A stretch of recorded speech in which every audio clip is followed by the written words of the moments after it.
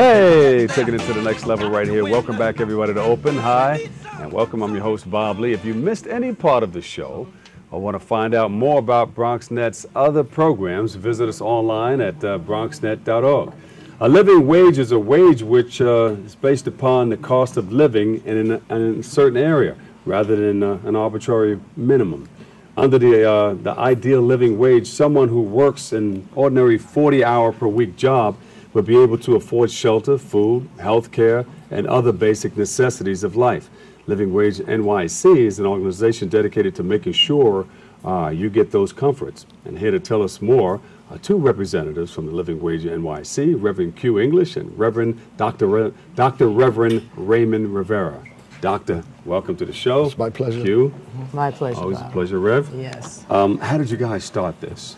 And what is it all about? You know, actually, we didn't start it. We just It's like a living will, living wage. Living wage is where we are going to raise the minimum, what we call minimum wage today, to $10 an hour with insurance, or $11.50 an hour without insurance. So we want to be able to raise the living of our people in New York City. And so we're the faith-based entities that's working alongside of them. Living Wage NYC, what is that and how did you come up with that? Well, it's been a campaign that's been in effect now for a couple of years, and it's a coalition of labor groups, it's religious groups, faith-based groups, community-based groups, and like Reverend English said, the goal is to take our people beyond a minimum wage that's not a living wage, and the problem with that is in the context of New York City, it's that we become the capital of economic disparity in the world. The gap between the rich and the poor is so significant in New York City, it's larger than the gap between India's poor and India's rich. Yeah, that's how wide the gap is. We're becoming the capital of, I want to say that again, we're becoming the capital of economic disparity in the whole world. Wow. That's a powerful statement. So bringing it up to $10 will help even it out a little bit? Yes, and you got to realize it's already successfully done in like 140 local jurisdictions. Yes. We have LA, we have Pittsburgh that has done it, and they've done it successfully. And if you look at it now, we've already, these subsidized developments are getting $2 billion of taxpayers' money annually. So to bring it up to a living wage is not a hard thing. We can create a win-win situation. It's just that we're battling right now with the forces of city council and as the like. Well, the unjust situation is we're only calling for this at this time for projects that get tax subsidies in the billions of dollars. So we're actually subsidizing poverty jobs. We're giving money to wealthy people to create poverty jobs. When you really look at the $11.50 without benefits, it really comes out to about $18,500 a year. You can't live even with that. So we're really almost, you said it well, you said a little bit, because we're really going from $16,500, which is what it is now, to $18,500, which is still poverty, but at least it would help our people, because what you have now is people not only have one job, they can't live on one job, so they have two jobs, they have three jobs, and that creates all kind of social turmoil in our community. And so go ahead. I've got folks, you know, when we both do have people in our local congregation that are suffering from this. You know, I was counseling a 20-year-old who had a 4-month-old baby that was forced to take a sick baby out at 4 a.m. in the morning just to make it to a job because she's not making enough money to even keep her child home without any kind of health insurance. So these are the things that we're fighting that we have to see change in our city. And that also affects the congregation. It affects the whole church. I mean, because you guys have to pay bills also. Exactly, and we preach, we declare that they have a right to be empowered spiritually. And if we're saying that, they have equal right to be empowered economically with the living wage. Well, so Bob, you would say, well, why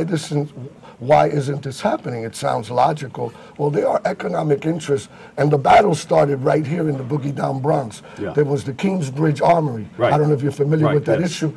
And a developer wanted to come in. Our borough president, Ruben Diaz, took a stand and resisted that, organized the Bronx delegation, and they then organized all the other delegations, and they defeated Mayor Bloomberg for the first time, and that project didn't go forth for that reason, because we didn't want more poverty wages in the Bronx. We wanted a living wage. So this struggle has served as a catalyst, and now about 29 councilmen have signed on, but Speaker Quinn has not given, as of this date, a hearing, because all legislation has to have a hearing. And again, it's because of the mayor's influence. He's protecting his friends. I mean, we're not against rich people, but Jesus did say it was going to be difficult for them to get into heaven. No, I'm teasing.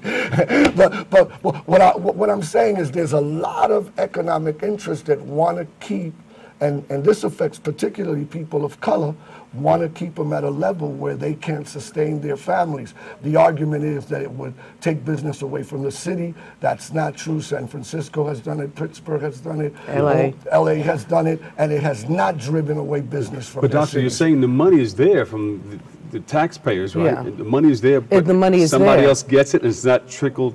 We don't get it? No, it's staying on the development level. That's right. What's happening. They're getting richer. Now you know, Bob, that they're always talking about welfare for the poor. Yeah. But this is actually welfare for the rich, because we are subsidizing, our tax dollars are subsidizing in the billions these projects, and then they create minimum wage jobs. And the buck stops there. They did it in the Bronx Terminal Market. They did it in Yankee Stadium. All these developments that have come in have not created good jobs for our people. So the borough president took a stand and said, no more. If you want to come in, if you want to make money off the Bronx, you have to provide a living wage for our people. All right, you guys have the floor.